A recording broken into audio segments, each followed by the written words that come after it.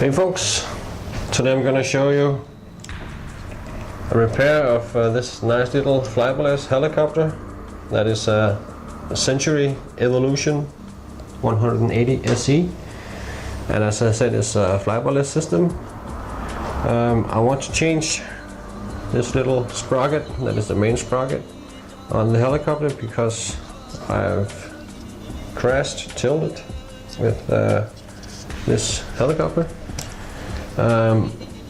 And I had to use, or I had to make actually a special tool to get these little pins out. I don't know what's wrong with the screws, no more. But the manufacturer has used little tiny pins like this. I'm gonna give you a close-up of it. And you cannot get them out without a special tool. Yeah, you can get them out, you have to just take your big hammer and hammer the guts out of your little helicopter. But I'm gonna show you how I made that special tool. So if you own a Century helicopter like this, that maybe can give you some idea how to make the repair even easier. Hope you enjoy the video. And as you can see, I have just removed my axle. That is the main shaft that goes up into the main rotor. And the pins that I was talking about is these little pins here.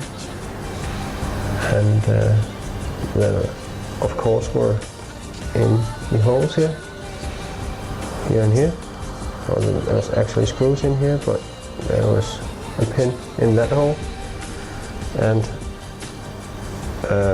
the way you're supposed to do that is push the pins out of the holes, and you cannot get to the pins because they're in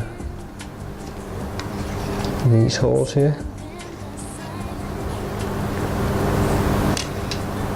Right there, goes through the shaft as well. And the main, or the special tool, is like this. I've just used one of my extra pliers to remove links on helicopters, and then I have taken a piece of steel piano wire like this and cut it off and sharpened it so it's pointy in the end. And then I have just silver soldered that to this plier here, so that you can use that on the one side where the hole is, and just clamp it down to squeeze the pin out. And that makes it a lot easier, and you don't destroy your helicopter or break some plastic on it or whatever.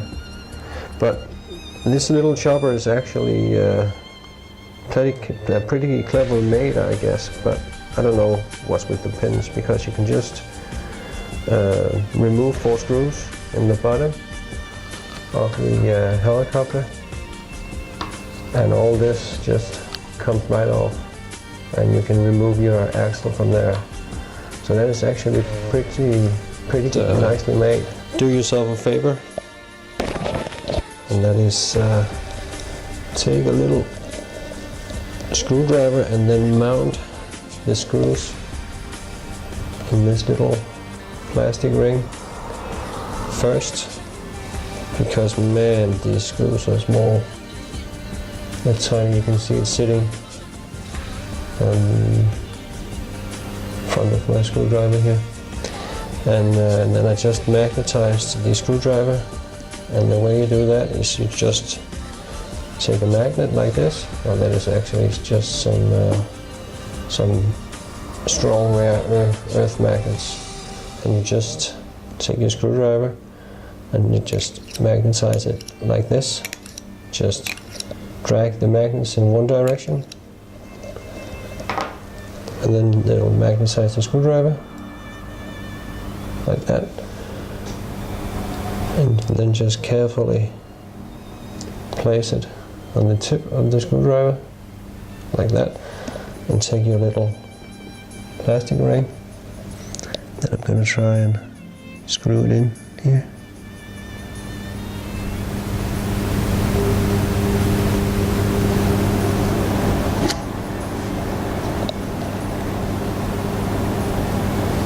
See, like that. It's in. And you have to mount that little plastic guy here onto the axle on there, and it has to sit in the bottom all the way down here. And the rest of the assembly, there's not much to. It's just to put your main axle down into the hole there, and then just refit everything, all your push and pull rods. So that's no big deal, but I'm just gonna power the chopper up and see how she flies.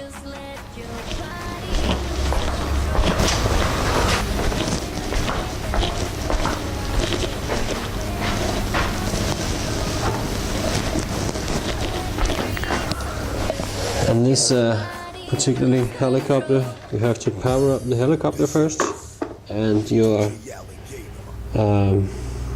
transmitter afterwards. Just like that.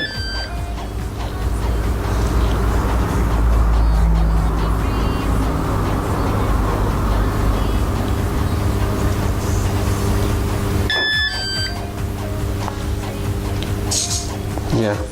And, let's see how she goes.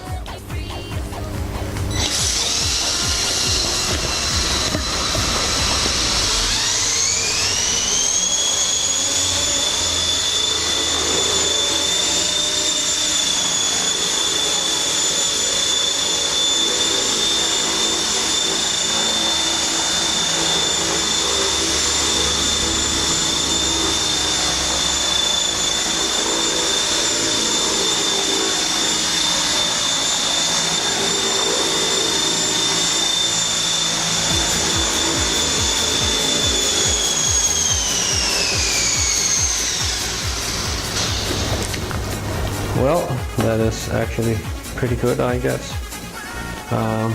Maybe I should try and test fly her outside. But there's a little too much wind today, I think, but I'm gonna give it a try anyways.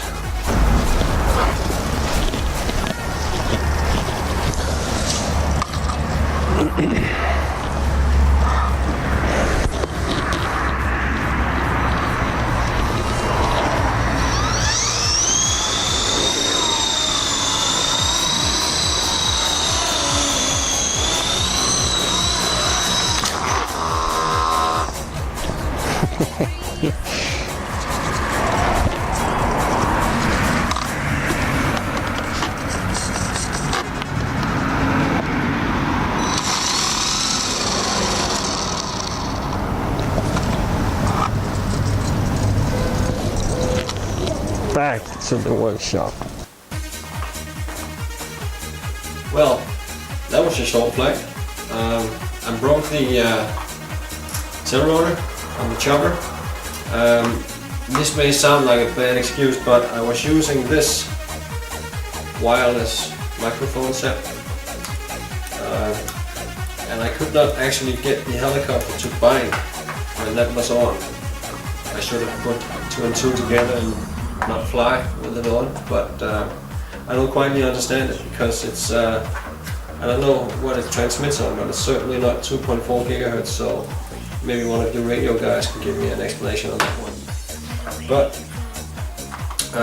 it seemed that the pitch on that axle did not work, and that is exactly the same that I'd experienced when I tried to bind the helicopter. There's only the roll and the yaw that was working, but that's too bad. That just tells me to not fly with this on. Well, the tail rotor is now repaired again. I have to split the this section of the tail rotor to get it off the axle. You can see it right there, and I just split it with my Dremel, and then it just came off, no problems. Well, let's see if it's any better this time. And I'm not using the wireless set.